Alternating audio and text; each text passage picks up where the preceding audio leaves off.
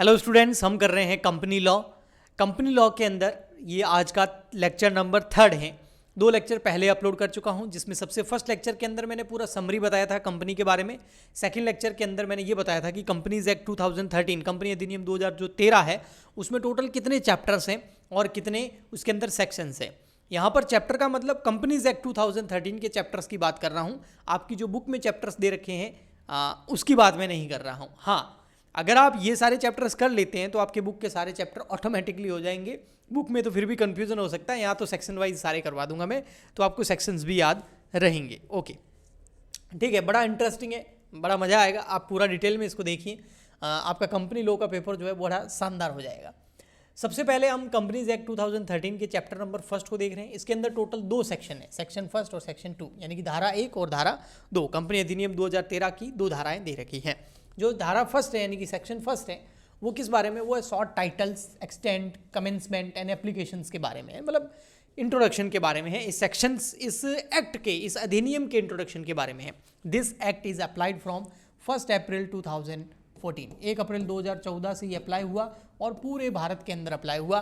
केवल ये 2 चीज़ें आपको इस सेक्शन से याद रखनी है। पहले क्या, ये कब अप्लाई हुआ? 1 अप्रैल 2014 से पूरे इंडिया के अंदर ये सेक्शन, ये एक्ट, ये कानून कंपनी अधिनियम 2013 कंपनीज एक्ट 2013 अप्लाई हो गया है, ठीक है, और पूरे भारत में अप्लाई हुआ है, ऑल इंडिया के अंदर ये अप्लाई हुआ है। ओके, ठीक है। चैप्टर नंबर 1 के अंदर जो सेक्शन नंबर 2 है वो है पूरा डेफिनेशंस के बारे में, परिभाषाएं के बारे में। जो सेक्शन नंबर 2 है वो डेफिनेशंस के बारे में है। किसी भी चीज़ की डेफिनेशन, कंपनी एक्ट के अंदर किसी भी चीज़ की डेफिनेशन, चाहे कंपनी की डेफिनेशन, चाहे डायरेक्टर की डेफिनेशन, चाहे मेंबर की डेफिनेशन, किसी भी चीज़ की परिभाषा सेक्शन नंबर 2 में दे रखी है। तो सेक्शन नंबर 2 केवल इतना नहीं है, उसको मैं लिखना नहीं चाहता, क्योंकि मैं सिर्फ इतना बताना चाहता हूँ और आपको भी इतना ही ध्यान रखना है कि जितनी भी कंपनीज एक्ट के अंदर टर्म्स हैं उन सब की परिभाषाएं सेक्शन नंबर 2 के अंदर दे रखी है, डेफिनेशन सेक्शन नंबर 2 के अंदर दे रखी है। तो कहीं भी आपको अगर किसी कंपनीज एक्ट 2013 की कोई भी डेफिनेशन दे रखी हो तो आप सेक्शन 2 का रेफरेंस दे सकते हैं, और आगे आने वाले लेक्चर्स के अंदर मैं दूंगा भी। ओके, फिर आता है हमारा सेक्शन चैप्टर नंबर 2, है ना, कंपनीज एक्ट 2013 का चैप्टर नंबर 2। चैप्टर नंबर 2 के अंदर बहुत सारे सेक्शन है ना, अध्याय 2 के अंदर बहुत सारे सेक्शन है। सेक्शन नंबर 3 से लगाकर 22 तक है।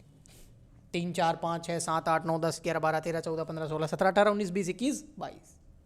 3 और 22 नहीं, 3 से 22 है। ओके, तो हम बिल्कुल करते हैं यहाँ पर। सबसे पहले सेक्शन नंबर 3।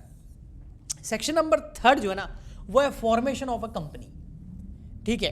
इनकॉर्पोरेशन नहीं, ये फॉर्मेशन है, भाई कंपनी कैसे बनती है, उसके टाइप्स क्या है वगैरह, मतलब बेसिक डिटेल्स दे रखी है। हाँ, सेक्शन नंबर 1 आगे आएगा आपका 7, ठीक है, वो जब उसकी बारी आएगी तब कराऊंगा।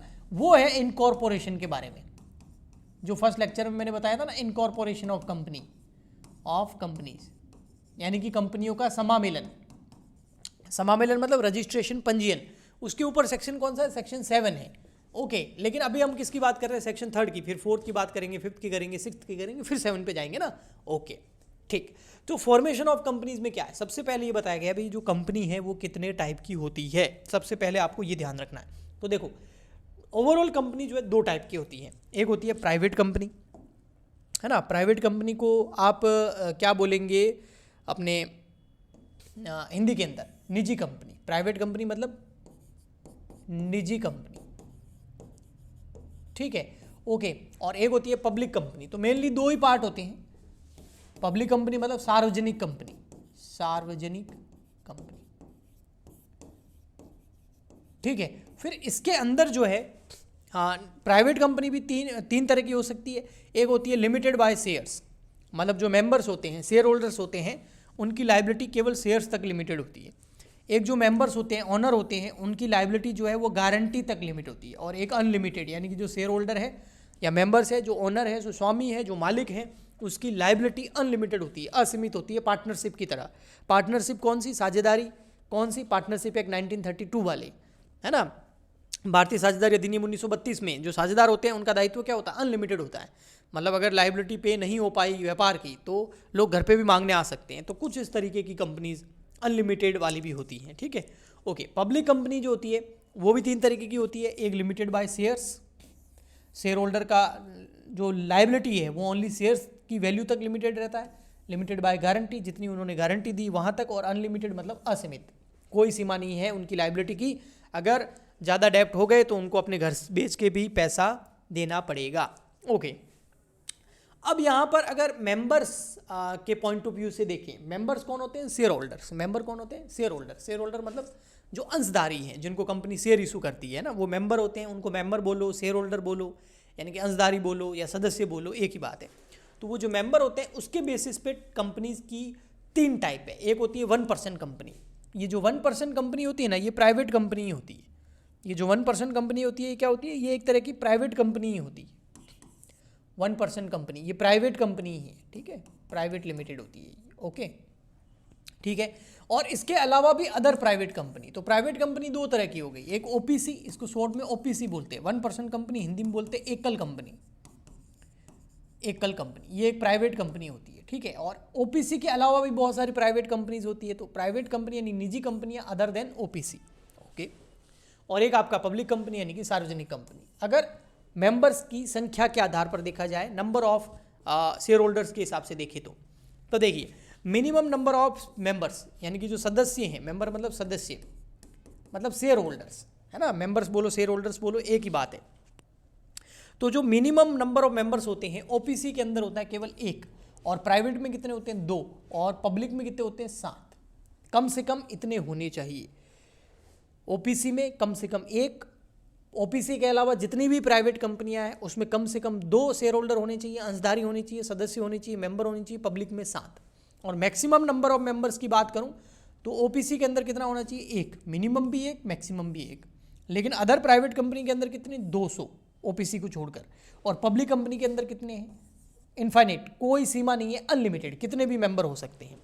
और शेयर मार्केट के अंदर जितनी भी कंपनियां होती हैं ना, वो सारी की सारी पब्लिक कंपनी होती है। थोड़ा बहुत इनके बीच में डिफरेंसेस मैं आपको और बता देता हूँ, ठीक है। जैसे ये जो कंपनी होती है ना, एक सेकेंड रुको बस, ये वाली, हाँ, क्या ये इनमें से कौन सी कंपनी पब्लिक शेयर इशू कर सकती है? पब्लिक में मतलब आईपीओ निकाल सकती है पब्लिक में, पब्लिक से फंड रेज कर सकती है? ये नहीं कर सकती, ये नहीं कर सकती, ये कर सकती है। तो पब्लिक कंपनी जो होती है वो पब्लिक में शेयर इशू कर सकती है, पब्लिक से फंड रेज कर सकती है शेयर इशू करके। ये दोनों नहीं कर सकती। ये शेयर इशू किसको करती है? ओनली एक ही मेंबर होता है। ओनली जो प्राइवेट कंपनीज होती है ना, ओनली रिलेटिव्स वगैरह जो होते हैं ना, उनको शेयर इशू करती है, अपने रिश्तेदारों को या अपने फ्रेंड्स को। आईपीओ नहीं निकाल सकती ये, ठीक है। और अगर बात करें जो इनके मेंबर्स हैं, क्या वो उनको राइट होता है शेयर ट्रांसफर करने का? Right to share transfer. इनके जो मेंबर्स होते हैं, किसकी मेंबर्स की बात कर रहा हूं, मतलब जो शेयर होल्डर होते हैं, क्या वो अपना शेयर बेच सकते हैं? नहीं, विदाउट परमिशन नहीं बेच सकते। ना ओपीसी का कोई शेयर होल्डर बेच सकता है, ना अदर प्राइवेट कंपनी का बेच सकता है। लेकिन पब्लिक कंपनी के शेयर होल्डर अपना शेयर जाके बीएससी एनएससी पे जाके बेच सकते हैं, Bombay stock exchange, national stock exchange पे जाके अपना शेयर बेच सकते हैं, अगर वो पब्लिक कंपनी वहाँ पर लिस्टेड है तो। अधिकतर जो पब्लिक कंपनीज होती हैं वो शेयर मार्केट में लिस्टेड होती हैं, स्टॉक एक्सचेंज मार्केट में लिस्टेड होती है। कि ऐसे ही कुछ और भी हैं, लेकिन वो एक बेसिक लेवल पे आपके होते हैं। चलिए आगे चलते हैं हम। तो आज जो है हमने सेक्शन 3 करें, section number 1, section number 2, section number 3, 3 section करें। बेसिक टाइटल वाला है ये सेक्शन। और सेक्शन नंबर 2 में क्या दे रखी है? डेफिनेशंस। और सेक्शन नंबर 3 क्या है? फॉर्मेशन ऑफ अ कंपनी, जिसमें कंपनी के टाइप्स वगैरह के बारे में बता रखा है। नेक्स्ट लेक्चर के अंदर हम देखेंगे सेक्शन नंबर 4 और सेक्शन नंबर 5 और सेक्शन नंबर 6। सेक्शन नंबर 4 जो है वो एमओए के बारे में है, मेमोरेंडम ऑफ एसोसिएशन, पूरा डिटेल में पढ़ेंगे। सेक्शन नंबर 5 जो है वो एओए के बारे में है, और सेक्शन नंबर 6 भी इनसे रिलेटेड है, एमओए से रिलेटेड है। तो ये 3 सेक्शन हम करेंगे नेक्स्ट लेक्चर के अंदर। आप ज़्यादा से ज़्यादा like, share, subscribe and comment कीजिए, और जितना ज़्यादा आपका प्यार मिलेगा उतने ही ज़्यादा डिटेल के अंदर ऐसे के ऐसे चार्ट्स वगैरह आपको मिलते रहेंगे। और ये जो यहाँ पर मैंने ये जो नोट्स बनाए हैं, अगर आपको ये नोट्स चाहिए तो आप हमारा टेलीग्राम चैनल ज्वाइन कर लीजिए। टेलीग्राम चैनल का नाम है CWG फॉर BCom, ये हमारे टेलीग्राम चैनल का नाम है। वहाँ आपको ये PDF मिल जाएगा। टेलीग्राम चैनल का नाम क्या है? CWG for BCom।